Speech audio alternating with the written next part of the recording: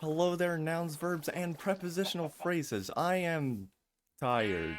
Not only have I been hard at work making mods again, but also just it is getting increasingly difficult to care about Minecraft or anything like that with everything going on in my country right now. Let's start with what is still quite easily my favorite mod, the gay grass mod. Now you can use PNG format instead of just SVG, and you can also use videos, which was a lot of work, and being honest, the Bad Apple videos are not doing nearly as well as I had hoped for. But enough about that. As for the default flags, some slight changes, like literally just a couple hours after the last update video, the polyamory flags were updated because I forgot to make them bigger and have the anti-aliasing so that you could actually see them. But also since then, I decreased the weight on the ally flag to like extremely rare. And besides, the progress flags basically do its job, but better. Also, just with how the flags overlap each other, it's easy to accidentally mistake it for a different flag. But now let's move on to Redfile, which is pretty much the star of the show today, given just how much upgrades it has had.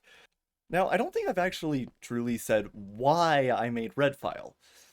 Though that's partly because I still haven't finished the video that led me to making it. Most important concepts is that the amount of lag that a given block can cause changes dramatically from one situation to another. So trying to rely on just raw benchmarks of individual parts tends to be extremely unreliable. The only way to truly know how much lag something causes is to actually measure it. Well, doing that with traditional means is an extremely slow and painful process, and it doesn't give you a whole lot of information. And that's where Redfile comes in. It's basically the opposite. It tries to be very convenient while providing you with as much information as you can possibly need, but only in the sense of making it easy to actually reduce the lag in your contraption. Having a heat map of the lag can absolutely make it a lot easier to diagnose the lag coming from your contraption. Now, in addition to breaking it down by block, you can also break it down by what it refers to as tags, which is basically a fancy way of saying it acts somewhat like a normal profiler in that it measures how long it takes to run each function. And this can make it significantly easier to figure out why some parts are causing more lag in some situations compared to others. Like you'll notice here, this rail is spending a bit more time on neighbor updates compared to this one. In fact, about twice as much, in fact. I mean, it doesn't show up in the pie chart, it shows up in the numbers below it. But yeah, that is because it is receiving far more block updates than this one. Hey there, yeah, I made a bit of an oopsie right here. Later on, I'm gonna mention a new toy that I added to this mod. The thing about that toy is that it has a tendency to add a very large amount of lag to every single block whenever it's enabled. And yeah, I accidentally had that enabled for the entire video, which means all of the numbers that you see on screen are just completely wrong from what they would be in vanilla. Now, just to be clear, this is not a making it mistake, this was a using it mistake. There's also a little bit of good news. You see, it only causes this lag when it's enabled. If you disable it, it does not cause lag. But also, I already knew for quite a while that it causes a lot of lag, but I somehow didn't realize until now that I could just give it its own Redfile tag. So yeah, gonna be very difficult to repeat that mistake in the future. Now let's talk about this pie chart for a moment, and this is literally just me bragging about it because I think this is an absolutely amazing work of engineering right here. First of all, the colors. Each tag has a certain base color that it tries to stay near to. However, when actually put into the pie chart, it changes them a bit so that they are as distinct as possible while still being close to their home. And this makes sure that the pie chart is always very clearly visible. You don't have some of them being like way too close to each other. But what's even cooler is the way that it makes them different is it does physics simulation of a bunch of particles inside of a sphere, which Sounds way more exciting than it actually is. But a neat little perk of that is that you can actually just add colorblind support by just changing the number of dimensions in the physics simulation. And now, yeah, the whole thing is done in blue and yellow, which, yeah, and other options are available, making it fully accessible to anyone who's colorblind, which is great because, I mean, I don't really talk about it much, but I do care a lot about accessibility. But that's not why this pie chart took so long to make. No, that would be because of the feature that up until this point in the video I had disabled, which is the edges being blurry. Yeah, so that is it showing the potential error within the results, which getting a pie chart to do that, like, it was a lot of work getting this to happen, and I'm so proud of myself for making it happen. Oh, it's beautiful. Of course, it can also be bad for accessibility, which is why you can turn it off. But here's the best part about this potential error that it's reporting. You see, in the first version of Redfile, it just reports one number and calls it a day and leaves you to wonder how accurate it is. On the second iteration, it would give a margin of error of how accurate the measurement is. But now it does something way better. You see, when it comes to measuring lag, you don't really care about the amount of lag in one single run. You care about the actual average lag for the contraption, like over its entire lifetime, which is what the error now represents. It's honestly kind of hard to really describe just how powerful this change is.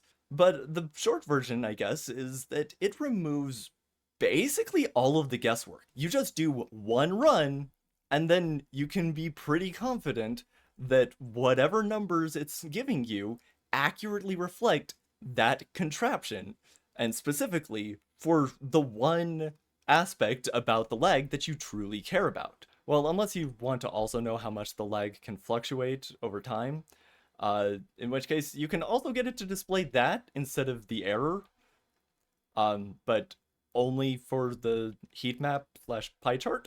Now, in order for this to happen, Redfile had to go through a somewhat fundamental change. Previously, it would just do one big continuous run, just collect data over one continuous period of time and call it a day. But now, it breaks it up into several smaller trials. Literally the only way it would be able to figure out the potential error for the average. Now, because of this little change, instead of just specifying one end condition for how long it should run, you need to specify two.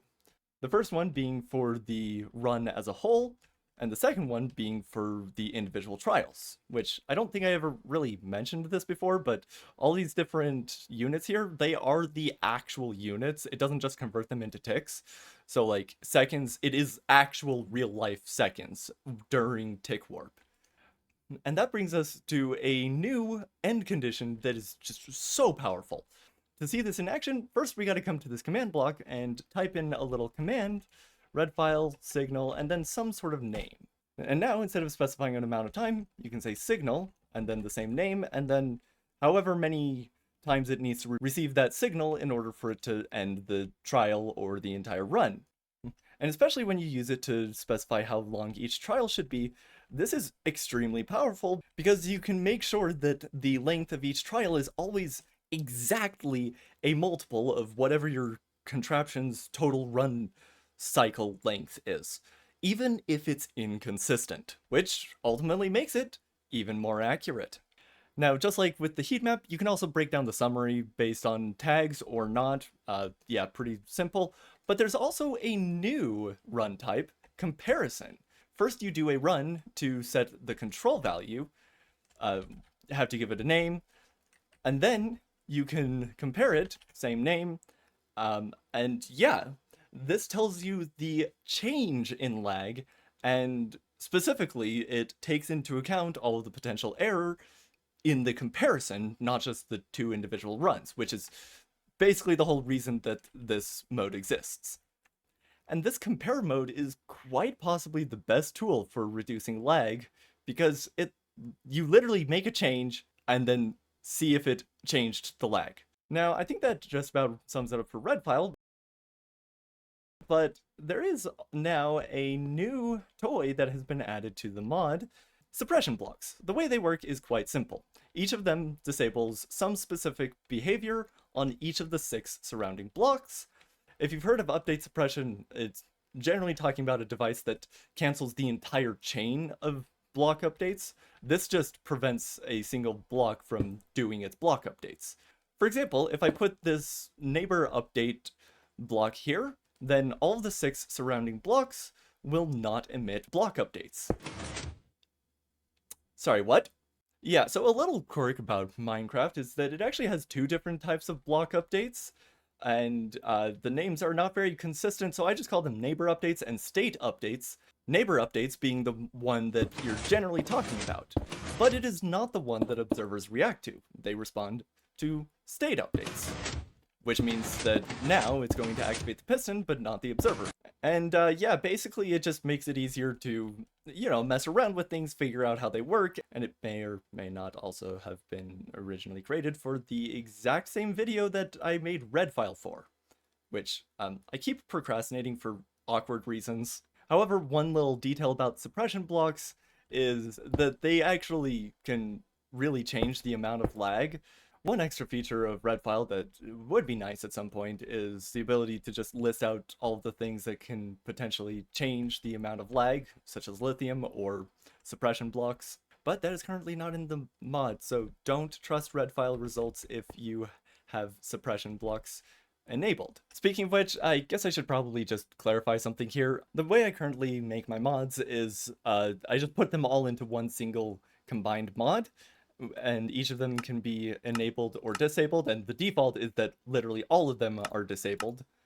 I didn't really elaborate on this previously, but basically if I try to make every one of them a separate mod, I know from experience that the result is going to be that I just abandon every project like immediately, which means they're only ever available for a single version of Minecraft, and I figure as annoying as it can be to have to do this, it's a little less annoying than it simply not being available on the current version of Minecraft.